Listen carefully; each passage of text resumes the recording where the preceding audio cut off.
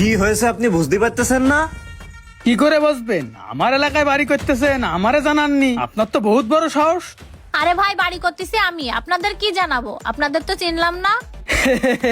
এই জয়, উনি কি বলে আমাদের নাকি চেনে না? তাহলে কি সিনই দেব? না থাক, মহিলা মানুষ, কিছু বলার দরকার নেই। আচ্ছা যাই হোক, আপনার সাথে তো কথা বলে লাভ নেই। আপনার হাজবেন্ড কোথায়, ডাক দেন, ওনার সাথে একটু কথা বলি। আরে ভাই, আমার হাজবেন্ডের টাকা লাগবে না, আপনার যা বলার আপনি আমার সঙ্গে বলেন। আর আমার হাজবেন্ড তো দেশে থাকে না, সেই ইটালিতে থাকে। দোস, হাজবেন্ড ইটালি থাকে, ভালো একটা বুঝ করা যাবে, দেখ কি করা যায়। আচ্ছা যাই হোক, আপনার হাজবেন্ড যখন বিদেশে থাকে তখন আপনারাই বলি, শোনেন। আচ্ছা, কি বলবেন বলেন। কি আর বলবো, আপনি তো চরম অন্যায় করে ফেলাইছেন। এ ভাই, আপনি কি কথা বলতেছেন? আমি কি অন্যায় করেছি? কি অন্যায় করেছেন বুঝতে পারতেছেন না? আপনার সর্বপ্রথম অন্যায় হচ্ছে এই এলাকায় যখন জমি কিনেছেন আমাকে জানাননি। আর দ্বিতীয় অন্যায় হচ্ছে আপনি বাড়ি করতেছেন, সেটাও আমাদের না জানায়। আপনি যখন একটা অন্যায় করেই ফেলেছেন, এর তো একটা মাসুল দিতেই হবে। কি আর করবেন, টাকা দেবেন 5 লাখ। টাকা দিব মানে? কিসের টাকা দিব?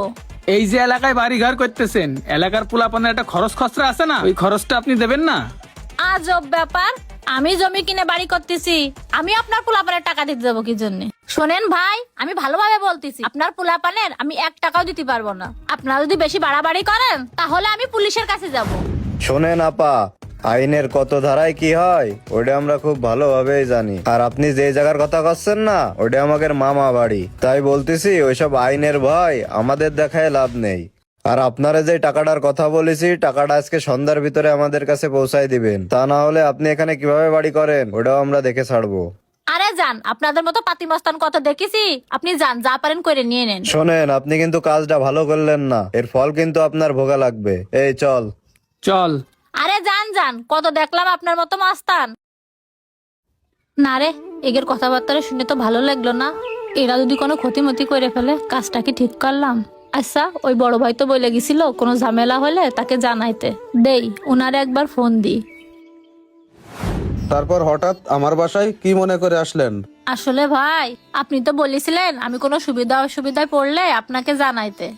তা হঠাৎ করে আমার একটা সমস্যা হয়েছে, তাই আপনার কাছে আসলাম। ও আচ্ছা, তা কি সমস্যা বলেন? ভাইয়া, আপনি তো জানেন যে আমি আপনাদের এলাকায় একটা বাড়ি করতেছি, কিন্তু আজকে দুপুরবেলা দুটো ছেলে যে আমার কাজের সাইডে খুব বকাঝকা করেছে। আর শুধু তাই না, আমি বাড়ি করতেছি তাই 5 লাখ টাকা চান্দাও চেয়েছে। কি বলেন? আমার এলাকায় চাঁদা চেয়েছে? এত বড় সাহস কাদের? আপনি কি চেনেন তাদেরকে?